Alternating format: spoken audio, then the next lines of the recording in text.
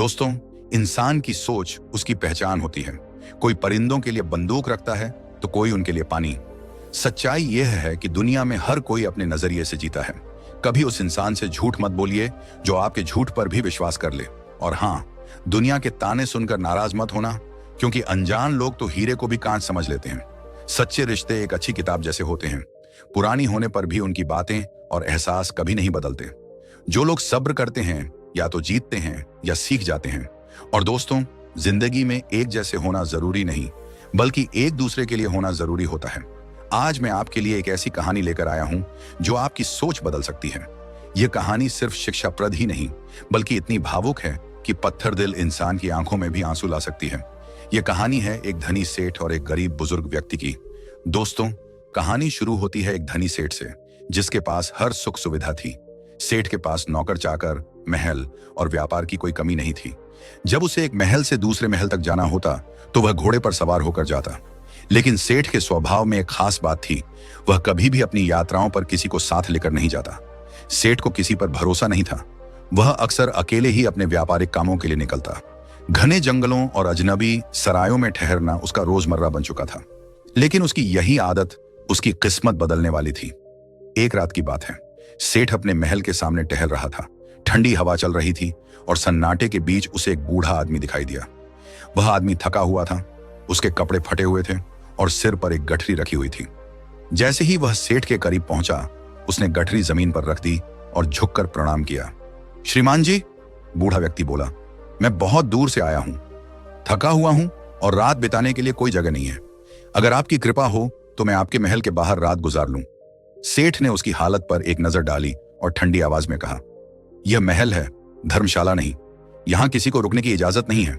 जाओ, कहीं और जगह तलाश करो। बूढ़ा व्यक्ति थोड़ी देर चुप खड़ा रहा, शायद सोच रहा था कि सेठ पिघल जाएगा, लेकिन सेठ अपनी बात पर अड़िग रहा।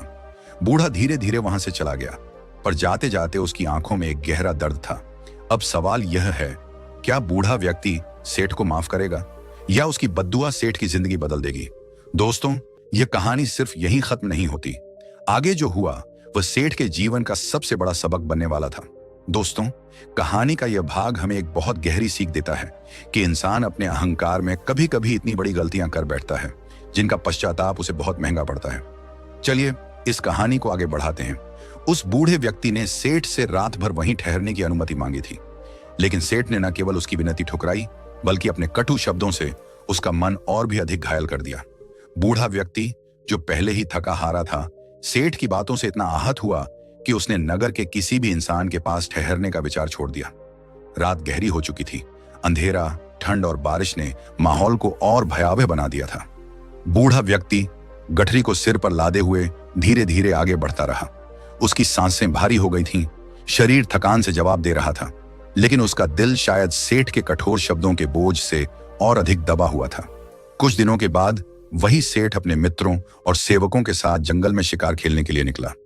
सेठ के जीवन में कोई कमी नहीं थी। धन, वैभव और शक्ति सब कुछ था, लेकिन आज की यात्रा उसके जीवन को एक नया मोड़ देने वाली थी। जंगल में शिकार करते समय सेठ ने एक हिरण को देखा और उसे पकड़ने की कोशिश में अपने घोड़े को तेज दौड़ा दिया। हिरण हाथ नहीं आया, लेकिन सेठ इस प्रयास में अपने मित्रों और सेवकों से बहुत आगे निकल गया। घना जंगल था, चारों ओर अजनबी रास्ते, और जल्द ही सेठ अपना मार्ग भूल गया। घंटों तक जंगल में भटकने के बाद सेठ थक कर चूर हो गया। रात हो चुकी थी, बारिश तेज हो गई, आंधी चलने लगी और घने बादलों ने आसमान को घेर लिया। अब सेठ के पास न कोई सहारा था, न दिशा। थकावट और निराशा से टूटकर सेठ एक पेड़ के नीचे बैठ गया। आंधी इतनी भयानक थी कि बड़े बड़े पेड़ जड़ से उखड़ने लगे। हवा में उड़ती धूल और बारिश ने अंधेरे को और गहरा कर दिया। उस स्थिति में सेठ को अपनी जिंदगी का सबसे बड़ा डर महसूस हुआ, अकेलेपन का डर। जैसे जैसे समय बीतता गया, सेठ ने महसूस किया कि उसका सबसे प्रिय घोड़ा भी उसे छोड़कर भाग चुका है। वह घोड़ा, जिसे सेठ ने बड़ी कीमत देकर खरीदा था और सालों तक पाला था, अब कहीं नजर नहीं आ रहा था। सेठ का दिल टूट गया। वह समझ नहीं पा रहा था कि उसे क्या करना चाहिए। रात के इस प्रकोप के बीच सेठ को अपनी वह बात याद आने लगी जो उसने बूढ़े व्यक्ति से कही थी, यह महल धर्मशाला नहीं है। आज वही सेठ प्रकृति के क्रोध से बचने के लिए आश्रय ढूंढ रहा था, लेकिन उसे कोई जगह नहीं मिल रही थी। कहते हैं, रात का सबसे गहरा अंधेरा उस समय होता है जब सवेरा आने वाला होता है। सेठ के लिए भी यह रात ऐसी ही थी। घोर अंधकार, भय और निराशा। लेकिन इस अंधेरे में उसकी समझ और अहंकार के बीच एक युद्ध शुरू हो चुका था। आगे क्या हुआ? क्या सेठ को कोई बचाने आया? क्या उसने उस बूढ़े व्यक्ति के साथ किए गए व्यवहार का कोई पश्चाताप किया, या फिर वह जंगल में किसी नए मोड़ का सामना करने वाला था? दोस्तों, कहानी का यह हिस्सा इंसानियत और सेवा की अद्भुत मिसाल पेश करता है। चलिए इसे और रोचक और प्रेरणादायक तरीके से आगे बढ़ाते हैं। गहरे अंधकार और निराशा में डूबे सेठ को अचानक दूर से एक व्यक्ति आता हुआ दिखाई दिया। पहले तो सेठ उसे देखकर डर गया। उसे लगा कि शायद यह कोई चोर या डाकू होगा जो उसे लूटने आया है। लेकिन जैसे ही वह व्यक्ति पास आया और अपने होठों पर एक सहज मुस्कान के साथ सेठ को नमस्कार किया, सेठ का दिल कुछ शांत हुआ। उस व्यक्ति की सरलता और दयालुता ने सेठ को राहत दी। उसने सेठ से पूछा, महाराज, आप इतने घबराए हुए क्यों हैं? क्या आप अपने साथियों से बिछड़ गए हैं या फिर राह भटक गए हैं? सेठ ने भारी मन से अपनी पूरी कहानी उसे सुना दी। कैसे वह शिकार के दौरान रास्ता भटक गया, अपने साथियों से अलग हो गया और अब उसका प्रिय घोड़ा भी खो गया है। उस व्यक्ति ने सेठ की बातें बड़े ध्यान से सुनी। उसकी आंखों में करुणा झलकने लगी। उसने सेठ से कहा, चलिए मेरे घर चलिए। यहाँ जंगल में आप अकेले ज्यादा देर सुरक्षित नहीं रह पाएंगे। मेरी झोपड़ी में आप आराम कर सकते हैं। सेठ, जो अब तक पूरी तरह से टूट चुका था, इस प्रस्ताव से बेहद खुश हुआ। उसे ऐसा लगा जैसे निराशा के अंधकार में किसी ने उम्मीद की एक किरण जला दी हो। झोपड़ी में पहुंचकर वह व्यक्ति बोला, हमारे पास जो भी रूखा सूखा भोजन है आप वहीं ग्रहण कीजिए और रात भर यहीं विश्राम कर लीजिए। लेकिन सेठ अभी भी अपने घोड़े को लेकर चिंतित था। उसने पूछा, पर मेरे घोड़े का क्या होगा? वह इस घने जंगल में कहां होगा? उस व्यक्ति ने आत्मविश्वास से कहा, आप चिंता ना करें, सुबह होने से पहले मैं आपके घोड़े को ढूंढ लाऊंगा। सेठ ने हैरानी से पूछा, इतनी अंधेरी रात में और इतने बड़े जंगल में तुम कैसे ढूंढोगे? उस व्यक्ति ने मुस्कुराते हुए कहा, मैं इस जंगल के कोने कोने से परिचित हूं। अगर आपका घोड़ा यहां कहीं होगा तो मैं उसे अवश्य ही ढूंढ निकालूंगा। सेठ ने एक और सवाल किया, क्या तुम मेरे साथियों को भी ढूंढ सकते हो? उस व्यक्ति ने बड़े आत्मविश्वास से कहा, यदि वे इस जंगल में हैं तो मैं उन्हें भी खोज लूंगा। सेठ को यह सुनकर बहुत संतोष हुआ। वह व्यक्ति जितना साधारण दिखता था, उसकी बातें उतनी ही साहस और विश्वास से भरी हुई थी। थोड़ी देर बाद उस व्यक्ति ने सेठ के सामने एक कटोरा रखा जिसमें ताजा दूध भरा था। सेठ ने पूछा, यह क्या है? वह व्यक्ति बोला, यह हमारी बकरी का दूध है, आप इसे ग्रहण कीजिए। सेठ ने हैरानी से कहा, तुम्हारे पास कितनी बकरियां हैं जो इतना दूध मिलता है? वह व्यक्ति मुस्कुराते हुए बोला, हमारे पास तो सिर्फ एक ही बकरी है, लेकिन आज का सारा दूध मेरे पिता ने आपके लिए भेजा है। उन्होंने कहा है कि अतिथि की सेवा में सबसे बेहतरीन चीज देनी चाहिए। सेठ ने चकित होकर पूछा, तो क्या तुम खुद यह दूध नहीं पियोगे? उस व्यक्ति ने सिर झुकाते हुए कहा, नहीं, पिताजी ने आज यह तय किया है कि जो भी दूध होगा वह केवल आपके लिए होगा। आज हम सभी बिना दूध के ही रहेंगे। सेठ की आंखें भर आईं। उसने कहा, तुम तो सचमुच देवता हो।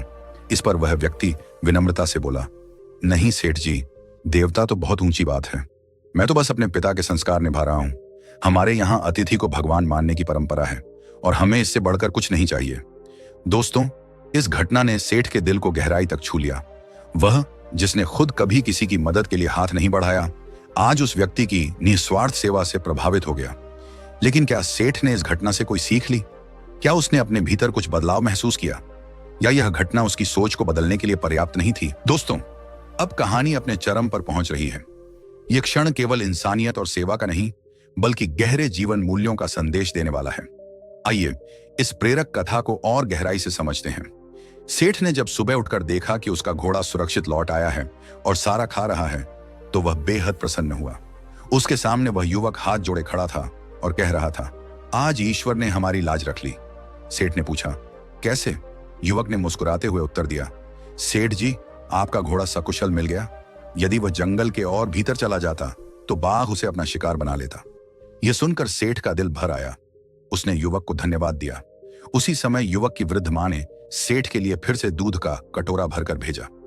सेठ ने दूध पीते हुए घर लौटने की इच्छा प्रकट की और कहा, मैं तुम्हारे पिताजी से मिलना चाहता हूं। युवक तुरंत अपने पिता को बुलाने गया। पिता बिस्तर पर लेटे हुए थे। युवक ने उनसे कहा, पिताजी, हमारे अतिथि महाशय आपसे मिलना चाहते हैं। पिता ने गहरी सांस लेते हुए कहा, उनसे कहो कि कुछ दिन और रुकें। युवक ने उत्तर दिया, मैंने उनसे ऐसा कहा, परंतु वे नहीं मानते। पिता ने सोचते हुए कहा, अच्छा, तो उन्हें उनके घर तक छोड़कर आओ। युवक ने फिर कहा, लेकिन पिताजी, वे आपसे मिलने की जिद कर रहे हैं। यह सुनकर वृद्ध पिता ने धीमे स्वर में उत्तर दिया, बेटा, यही उचित होगा कि मैं उनसे न मिलूं। युवक को अपने पिता की यह बात सुनकर बहुत आश्चर्य हुआ। उसने कुछ नहीं कहा, लेकिन उसकी आंखों में एक प्रश्न साफ झलक रहा था।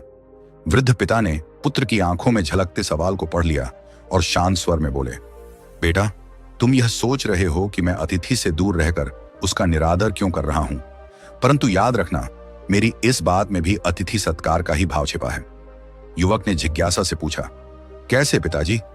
पिता ने समझाते हुए कहा, सेठ हमारे यहां रुका, हमने उसे उसकी आवश्यकता से अधिक सेवा और सम्मान दिया, परंतु यदि मैं उससे मिलूंगा तो कहीं ऐसा ना हो कि मेरे शब्द या मेरा व्यवहार जाने अनजाने उसकी प्रतिष्ठा को ठेस पहुंचा दें।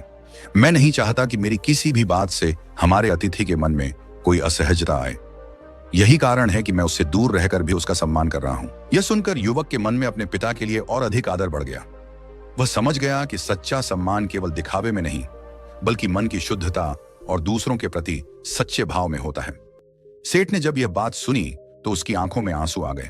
उसने उस वृद्ध पिता और उनके परिवार की सच्चाई और उदारता को देखकर स्वयं में एक बड़ा परिवर्तन महसूस किया। सेठ ने जाते समय उस परिवार को ढेरों धन देने की पेशकश की, लेकिन वृद्ध पिता ने विनम्रता से कहा, सेठ जी, हम ईश्वर की कृपा से अपनी आवश्यकता भर सब कुछ रखते हैं। अतिथि सेवा हमारा धर्म है, इसका मूल्य चुकाया नहीं जा सकता। दोस्तों, इस कहानी से हमें यह सीख मिलती है कि सच्चा सम्मान और सेवा निस्वार्थ भाव से ही की जाती है। जो लोग दूसरों के लिए बिना किसी स्वार्थ के काम करते हैं, वे मानवता के सच्चे उदाहरण होते हैं। दोस्तों, इस कहानी में एक बड़ा संदेश छिपा है। पुत्र ने जब अपने पिता की बात सुनी तो वह थोड़ा असमंजस में पड़ गया था, लेकिन पिता ने जो संदेश भेजा वह बहुत गहरे अर्थ वाला था। जब सेठ ने यह सुना कि उस वृद्ध व्यक्ति के घर में अतिथि का सम्मान और सेवा निस्वार्थ भाव से की जाती है, तो वह उसे देखकर अचंभित हो गया। सेठ ने कहा, इस पवित्र स्थान पर आकर मैं कैसे लौट सकता हूं बिना उस महात्मा को देखे जिन्होंने मुझे इतना बड़ा जीवन पाठ दिया। जब सेठ ने उस वृद्ध व्यक्ति को पहचान लिया तो उसका हृदय पिघल गया। उसने अपनी गलतियों का एहसास किया और बुजुर्ग से माफी मांगने के लिए उसके पैरों में गिर पड़ा। बुजुर्ग ने कहा, आपसे क्षमा मांगने की आवश्यकता नहीं है, मैंने तो इस घटना को भुला दिया था, लेकिन जब आपके अनुरोध पर मैं यहाँ आया तो यह एक और मौका था कि हम एक दूसरे को समझ सकें। यहाँ सेठ ने महसूस किया कि वह जिस कठोर हृदय से पहले जी रहा था, अब उसका हृदय बदल चुका था। वह अब दीन दुखियों की सेवा करता था और अपने घर पर आने वाले प्रत्येक अतिथि का सम्मान करता था। जहां पहले वह विश्वास और दया को नहीं समझता था, वहीं अब वह पूरी तरह से बदल चुका था। दोस्तों, यह कहानी हमें सिखाती है कि सच्ची सेवा और सम्मान केवल शब्दों से नहीं, बल्कि हमारे कर्मों से दिखते हैं। कभी कभी हमारी गलतियों से हमें सबसे बड़ी सीख मिलती है, और जब हम खुद को बदलते हैं तो हमारे जीवन में सच्ची खुशी और संतोष आता है। आपको यह कहानी कैसी लगी? अगर आपको यह संदेश पसंद आया हो तो इसे लाइक, शेयर और सब्सक्राइब करना ना भूलें। हम जल्द मिलेंगे एक और नई वीडियो के साथ जिसमें और भी प्रेरक संदेश होगा। तब तक अपना ख्याल रखें और धन्यवाद।